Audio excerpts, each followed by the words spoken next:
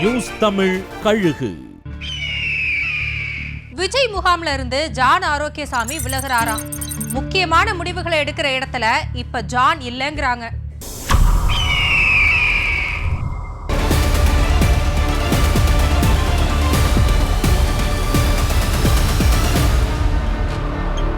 தாவேக்காவோட தேர்தல் வியூக வேலைகளுக்காக Aadhav அர்ஜுனாவோட voice of commons ஆபீஸ்ல பெரும் இளைஞர் பட்டாளம் வேலை பார்த்துக்கிட்டு இருக்கு. இதே ஆபீஸ்ல விஜயோட உத்தரவுப்படி ஜான் ஆரோக்கியசாமி டீம்ல இருக்கிற சில பேரும் வேலை பார்த்துட்டு இருந்திருக்காங்க. ஆனா ஆதவ் ஆபீஸ்ல இருந்து ஜானோட டீம் ஒட்டுமொத்தமா விலகிட்டாங்களாம். ஆதவ் வருகைக்கு அப்புறம் தாம் புறக்கணிக்கப்படுறதா நினைக்கிற ஜான் விஜய் பக்கமோ அதிகமா போறதில்லையா. கட்சியோட 3ஆம் ஆண்டு விழாவில் ஆதவ் தன்னோட வீட்டுல விஜய்க்கும் முக்கிய நிர்வாகிகளுக்கும் ஒரு மெகா விருந்து கொடுத்தாரு. அந்த விருந்துலயும் ஜான் கலந்துக்கலையாம். எல்லாத்துக்குமே காரணம், கட்சியில யார் பேசினாலும் அறிக்கை கொடுத்தாலும் தான் சொல்றதான் கேட்கணும், தன்னோட வியூகங்களை தான் அறிக்கையாவும் பேட்டியாவும் இருக்கணுங்கிறது ஜானோட கொள்கை.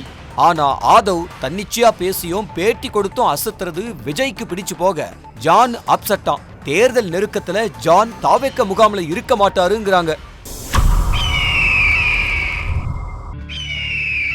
திமுகவோட அடையாளமாவும் திருவண்ணாமலை மாவட்டத்தையே தன் கட்டுப்பாட்டிலையும் வச்சிருக்கிற அமைச்சர் ஏவ வேலுவை எதிர்க்க இந்த தேர்தல்ல ஏசி சண்முகத்தை களமிறக்க போகுதான் பாஜக.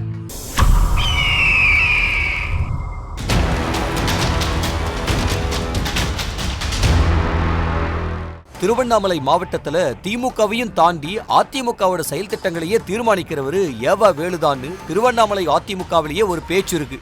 குறிப்பா திமுகவோட தூணாவும் முதல்வருக்கு பக்கத்திலயும் இருக்கிற ஏவா வேலுவோட செல்வாக்க குறைக்க அதிமுகவை நம்புனா ஒரு மாவட்டமே கையில விட்டு போகும்னு முடிவெடுத்திருக்கிற பாஜக புதிய நீதி கட்சி தலைவர் ஏசி சண்முகத்தை திருவண்ணாமலையில களமிறக்கி மொத்த மாவட்டத்தையும் அவர் கண்ட்ரோல்ல விடுற முடிவில் இருக்கான். இத பத்தி எடப்பாடி கிட்டையும் பாஜக மேலிடம் பேசி இருக்கிறதா சொல்றாங்க. திருவண்ணாமலையில கடந்த சில தேர்தல்கள்ல பாஜக தனிச்சு போட்டியிட்டு கணிசமான வாக்குகளை வாங்கி இருக்கு. ஆன்மீக நகரமான திருவண்ணாமலையில பாஜகவோட செல்வாக்கு அதிகரிச்சிருக்கிற நிலையில ஏவா வேலுவை எதிர்த்து ஏசி சண்முகத்தை திருவண்ணாமலை தொகுதியில களமிறக்குதான் பாஜக. ஏசி சண்முகமும் வேலு லெவலுக்கு கல்லூரிகள் வியாபாரம்னு வட மாவட்டங்கள்ல பலமான நபரா இருக்கிறதுனால பாஜக இந்த முடிவெடுத்திருக்கான்.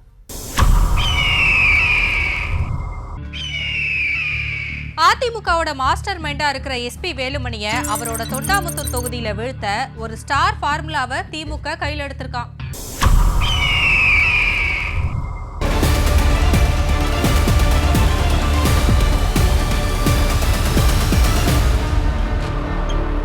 கோவை மாவட்டத்துல அதிமுக வசம் இருக்கிற 10 சட்டமன்ற தொகுதிகளையும் திமுக வசப்படுத்த கொங்கு மண்டல பொறுப்பாளரா இருக்கிற முன்னாள் அமைச்சர் செந்தில் பாலாஜி பல வியூகங்களை வகுத்துக்கிட்டு இருக்க.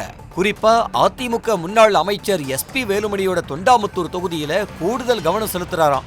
வேலுமணிக்கு கடும் சவாலை கொடுக்க தொண்டாமுத்தூர் ரவிய திமுக சார்பா களமிறக்க செந்தில் பாலாஜி முடிவெடுத்து அதுக்கான வேலைகளை களத்துல முடுக்கி விட்டுருக்காராம். அதிமுகவை விட பல மடங்குல பூத் கமிட்டிகளை ரவி பலப்படுத்தி வேலுமணிக்கே டஃப் கொடுத்துட்டு இருக்க.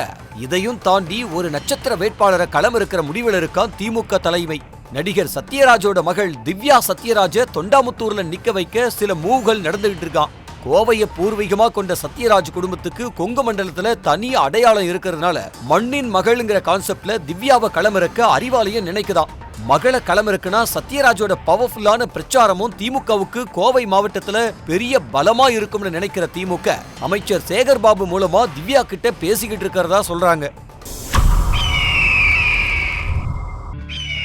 தேமுதிக திமுக பக்கம் போறது உறுதின்னு சொல்றாங்க.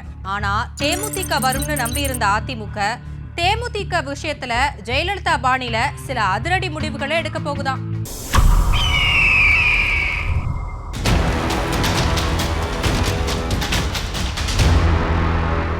திமுக தேமுதிக கூட்டணி கேரளாவுல பேசி முடிக்கப்பட்டதா சொல்றாங்க.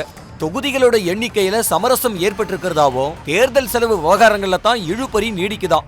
மதுராந்தகத்துல நடந்த பிரதமர் கூட்டத்துல பிரேமலதாவையும் பங்கேற்க வைக்க எடப்பாடி பழனிசாமி முயன்று தோற்று போக தேமுதிக என்டிஏ கூட்டணிக்குள்ள வராதது அதிமுகவை வருத்தமடைய செஞ்சிருக்கான். ஒருவேளை திமுக தேமுதிக கூட்டணி உறுதியானா அந்த கூட்டணியில எங்களுக்கு உடன்பாடில்லை, அதிமுக தான் தேமுதிகவோட இயற்கையான கூட்டணின்னு அதிருப்தியை வெளிப்படுத்தி தேமுதிகவோட முக்கிய நிர்வாகிகள் வெளியில வந்து அதிமுகவோட ஐக்கியமாகிற வேலைகளை அதிமுக செஞ்சுக்கிட்டு இருக்கான். விஜயகாந்த் காலத்திலேயே தேமுதிக எம்எல்ஏக்களை அதிமுக பக்கம் இழுத்து அக்கட்சியை வலுவிழக்க செஞ்சவரு ஜெயலலிதா. இதே பாணிய எடப்பாடியும் கையாண்டு தேமுதிகவோட முக்கியமான தலைவர்களை அதிமுகவில் இணைச்சு சில பேருக்கு சீட்டு கொடுக்கவும் முடிவு செஞ்சிருக்கான்.